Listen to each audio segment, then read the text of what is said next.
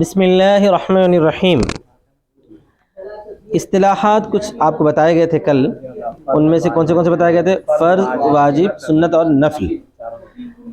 اس کے بعد جو ہے آج صفحہ نمبر 104 ہے، اس میں اندر اور ایک دو اصطلاحات ہیں، ایک ہوتی ہے عزیمت اور ایک ہوتی ہے رخصت، اس کا ذکر کر رہے ہیں۔ عزیمت اور رخصت آپ لوگ سنے ہوں گے، یہ کام کرنا عزیمت ہے، یہ کام کرنا رخصت ہے، بول کے سمجھ میں آ گیا نا؟ اس کا مفہوم بیان کریں گے۔ عزیمت کی لغوی تعریف، شرعی تعریف، پھر رخصت کی لغوی اور شرعی تعریف، اس کی قسمیں بھی آتی وہ بھی کریں گے۔ العزیمت هي القصد اذا كان في نهاية الوکادة۔ عزیمت وہ ارادہ کرنا ہے جب کہ وہ تاکید کی انتہا میں ہو۔ عزیمت کس کو بولتے ہیں؟ کسی چیز کا ارادہ کرنا ہے جس میں تاکید کی انتہا ہو، یعنی سب سے اچھا کرنا، best of this, best of that, یعنی اس میں سب سے اچھا کرنا۔ امتحان لکھے تو سب سے اچھا لکھو، لڑے تو اچھا لڑنا، سمجھ میں آ گیا نا صاحب؟ اس کو بولتے ہیں عزیمت۔ ہاں، تو ارادہ کرنا ہے جبکہ وہ ہو تاکید کے انتہا میں۔ وَلِهَذَا قُلْنَا إِنَّ الْعَزْمَ عَلَى الْوَطِي عَوْدٌ فِي بَابِ الزِّهَارِ۔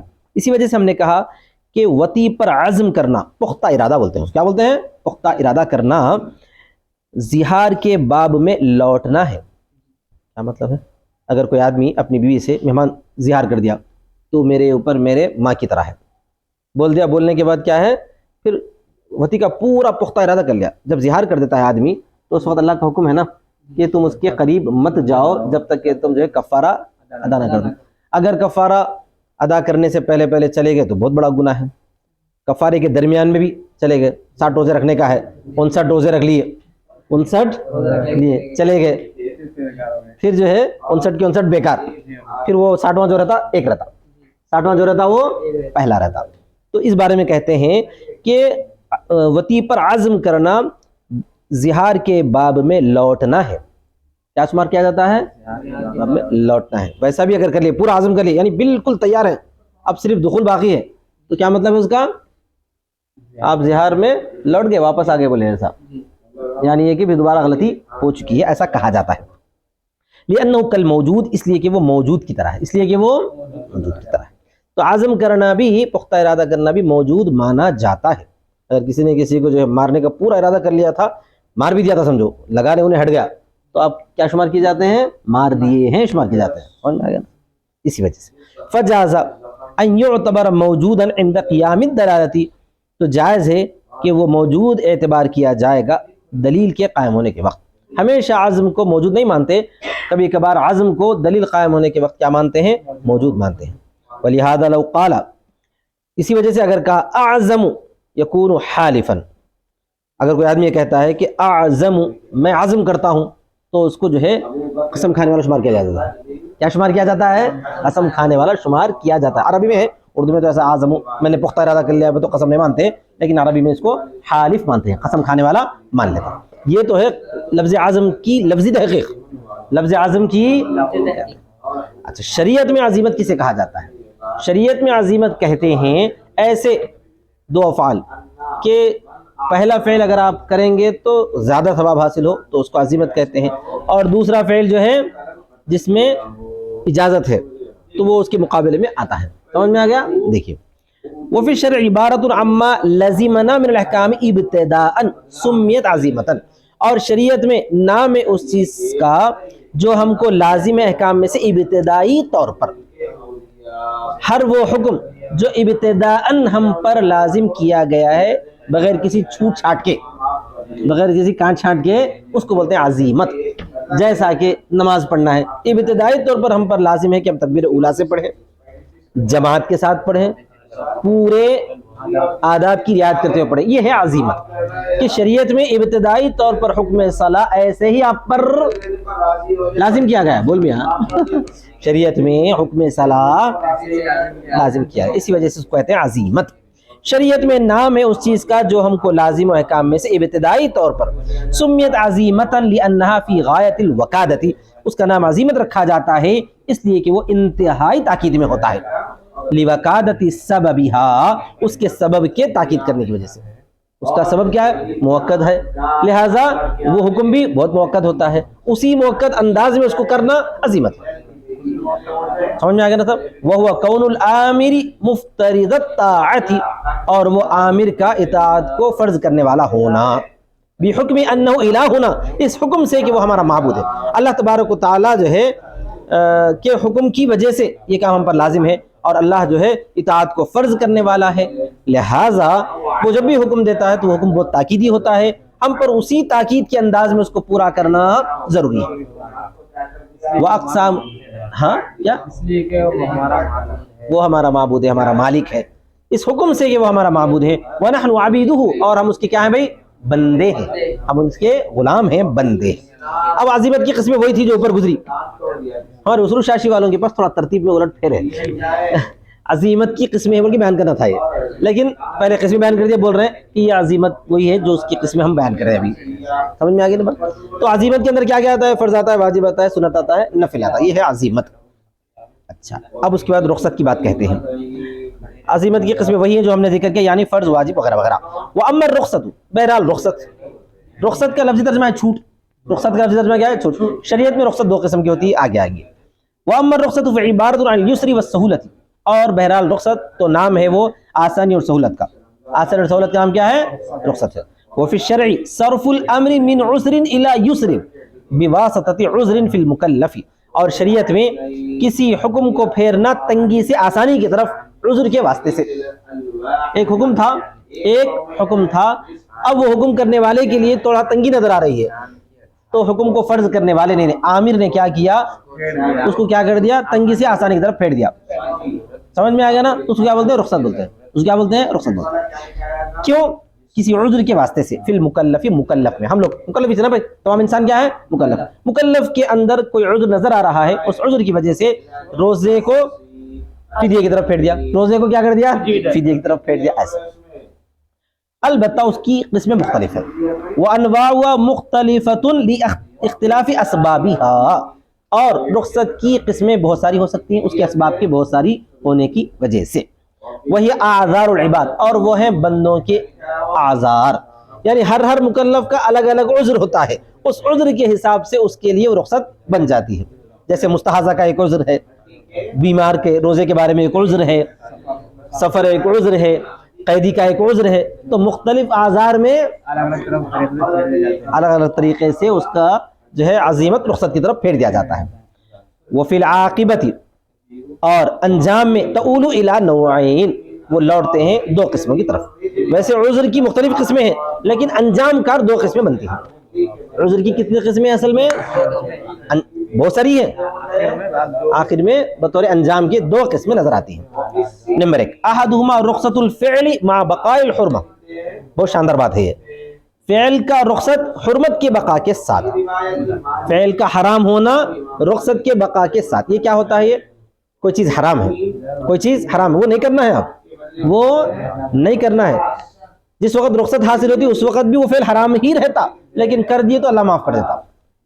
جیسا کہ مثال کے طور پر جو ہے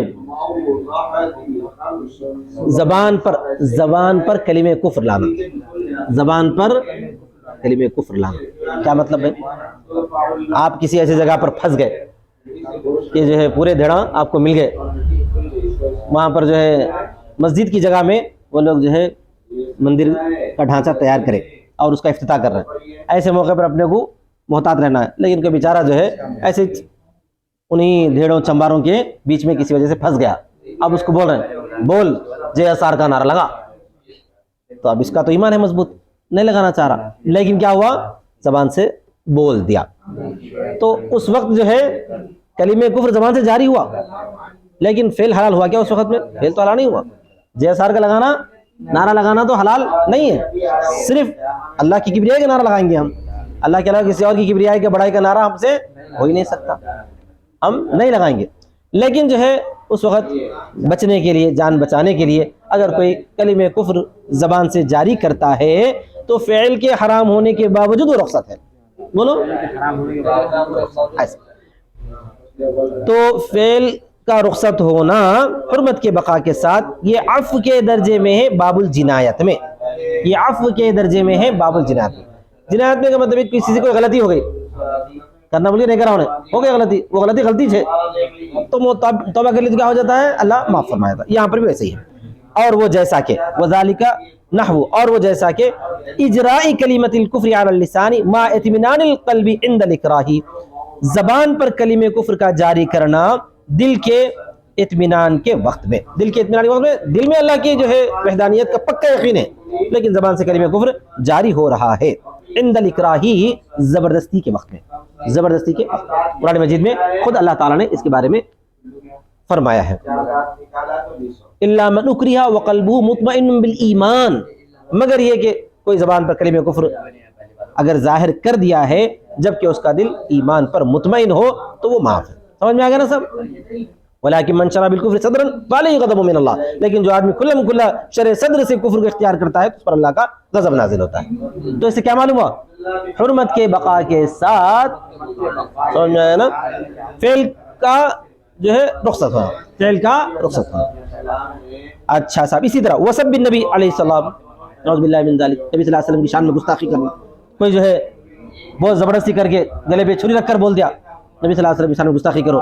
اگر کوئی آدمی زبان سے اس طرح کلمہ کفر یا گستاخی کا جملہ ظاہر کر دیا اور دل میں اطمینان قلب ہے, نبی صلی اللہ علیہ وسلم سے اپنی جان سے زیادہ محبت ہے, اس کے باوجود بھی اگر کوئی کر دیا اپنی جان بچانے کے لیے تو اللہ کیا کر دیتا ہے؟ معاف کر دیتا ہے. اس طرح وہ اطلاف مال المسلم, مسلمان کے مال کو تلف کر دینا, وقتل النفس ظلما, اور ظلما نفس کو قتل کر دینا, وغیرہ وغیرہ وغیرہ.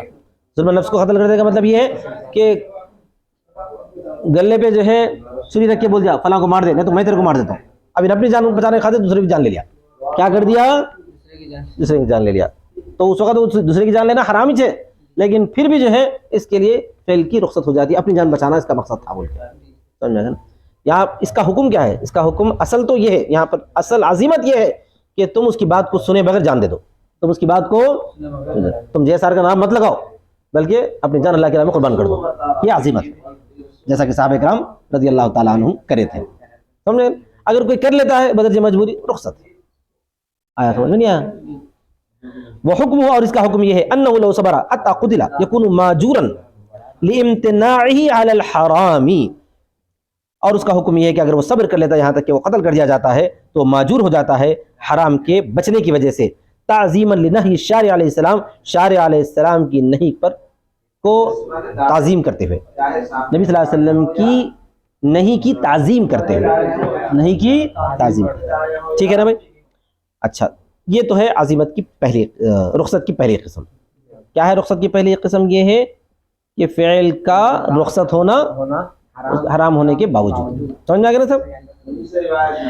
دوسری چیز والنوع الثانی تغییر صفت الفعل, اور عظیمت رخصت کی دوسری قسم یہ ہے, جو نتیجہ دو قسمیں بنتی ہے بولنا, اس کی دوسری قسم یہ ہے کہ وہ فعل جو ہے کی صفت بدل جانا, فعل کی صفت بدل جانا.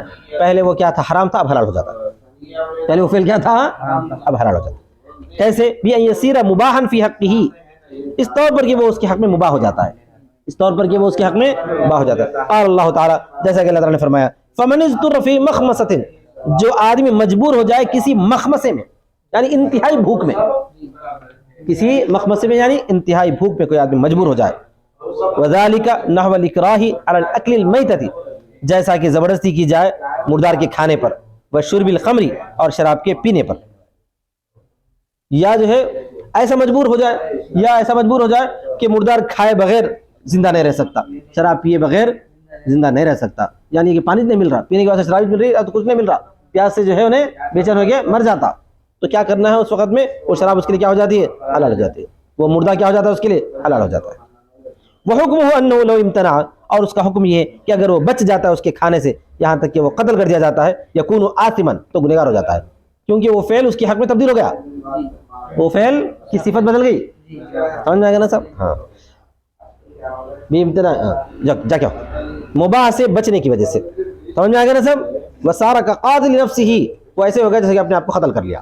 ارے مباح تھا, کیوں بچا؟ مباح تھا تو استعمال کر لینا تھا نا بھائی, مباح تھا تو مباح مانے حلال, حلال تھا تو استعمال کر لینا. ہاں, مر گئے تو گنہگار ہیں. سمجھ میں آ گیا نا, خودکشی کر لیے جیسا شمار ہوتا ہے. بہرحال یہاں تک تو جو ہے صفحہ 105 تک یہ آج کا سبق پورا ہو گیا. اس کے بعد آخری ایک فصل بچی ہوئی ہے, یہ جو ہے بغیر دلیل کے دلیل حاصل کرنا. بغیر دلیل کے کیا مطلب؟ بغیر دلیل کے دلیل یعنی کوئی دلیل نہیں ہے مضبوط لیکن پھر بھی جو ہے اس کو دلیل بنا لینا, اس کو بولتے ہیں احتجاج بلا دلیل. پڑھ لیں گے, کل پڑھیں گے. ٹھیک ہے. وآخر دعوانا الحمدللہ رب العالمین.